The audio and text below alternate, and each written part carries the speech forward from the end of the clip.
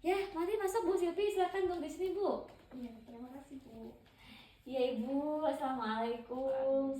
Perkenalkan, saya Anissa, guru BK di sini. Ini selamat pagi sebelumnya Bu, terima kasih Ibu sudah memenuhi undangan saya.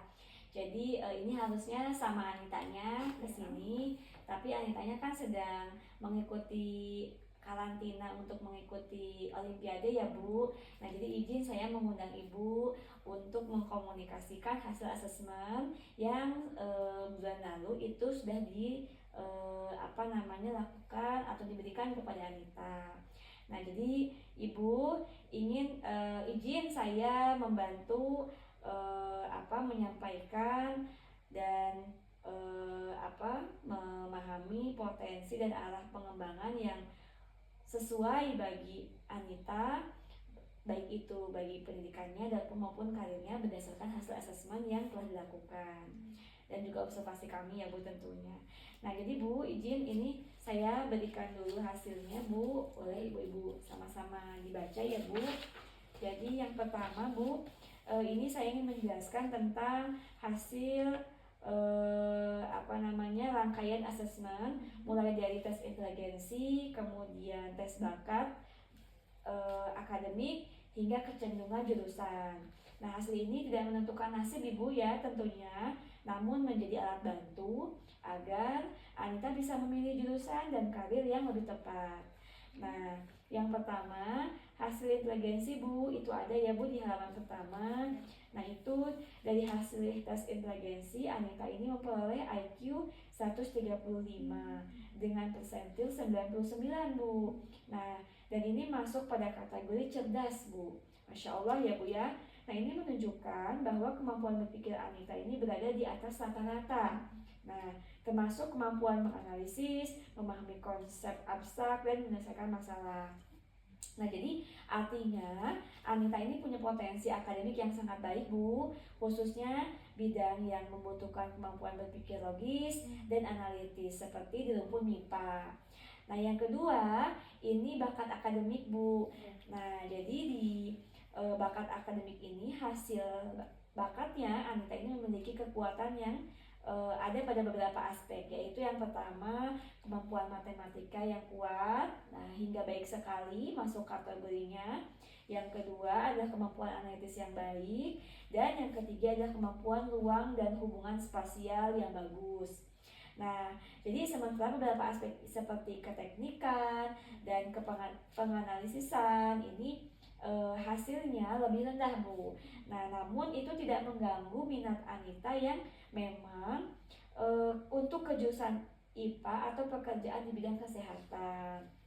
Nah yang ketiga di halaman selanjutnya Bu bisa dilihat ini mengenai kecenderungan jurusan ya Bu. Jadi dari hasil yang sudah ada, kecenderungan jurusan Anita ini berada pada IPA Bu.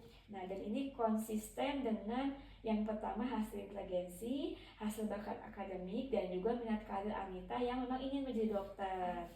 Nah untuk penjelasan tentang pilihan karir Anita ini menjadi dokter, karena saya sendiri sering melihat, mengobservasi dan hasil layanan yang telah saya berikan, Anita tuh sering menuliskan bahwa cita-citanya itu ingin menjadi dokter. Nah dengan kemampuan akademik yang Anita miliki sekarang ini Bu, ini adalah arah yang sangat memungkinkan. IPA adalah pondasi penting untuk masuk ke pendidikan kedokteran. Nah jadi Anita ini memiliki potensi intelektual dan pola bakat yang mendukung untuk mencapai cita-cita tersebut. Nah maka Bu, ini untuk saran dari kami hasil hasil dari guru BK yang khususnya saya yang memegang Anita ini mendukung potensi yang sudah bagus ini. Nah namun ada beberapa yang perlu diperhatikan.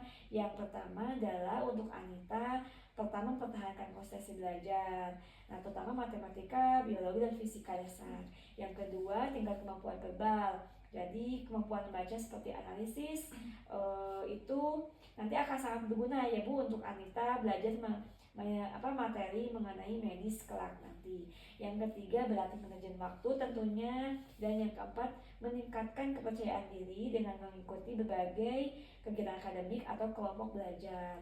Nah, dan ini izin Ibu mungkin kami saran pengembangannya untuk Ibu sebagai orang tua juga nanti bisa disampaikan juga ke Bapak bahwa yang pertama adalah memberikan dukungan ya Bu, tentunya memberikan dukungan waktu belajar yang satu di rumah, kemudian pantau stamina kesehatan Anita, kemudian ajak ya Anita untuk berdiskusi tentang langkah jangka panjang, jangka pendek, seperti misalkan les tambahan atau kegiatan pendukung akademik. Nah, jadi berdasarkan hasil dari asesmen Ibu, kemampuan intelektual, bakat, dan juga minat Anita ini sangat selaras satu sama lain. Dan ini merupakan kombinasi yang jarang Bu dimiliki. Nah, biasanya kan ada yang potensinya bagus, intelektual potensinya misalkan IPA, tapi kemampuan intelektualnya ke arah IPS misalkan begitu. Nah, namun ini Anita ini sejalan. Nah, sehingga kami di sekolah ini siap mendampingi Anita dalam proses belajar dan perkembangan karirnya. Nah, itu mungkin Ibu yang saya sampaikan mengenai hasil asesmen Anita. Jadi intinya bahwa Anita ini punya potensi yang besar dan tugas kita adalah menjaga konsentrasi belajar Anita dan menjaga semangat Anita. Nah, mungkin Ibu ada yang ingin ditanyakan kepada saya atau ada yang tidak dipahami dari hasil tes potensi akademik atau asesmen yang telah diberikan? Sepertinya penjelasan Ibu sangat cukup jelas ya Bu. Terima kasih atas penjelasannya. Mungkin nanti minta diarahkan saja ke Anitanya mengenai arah pengembangan bakat dan juga jurusan Anita nanti. Tentu Ibu nanti saya juga akan sampaikan ke Anita. Setelah selesai Anita karantina, saya akan menyampaikan kembali ke Anita. Begitu Ibu, cukup? Nah, kalau begitu nanti saya akan lanjutkan lagi untuk penyampaian ke orang tua yang lain. Baik Bu.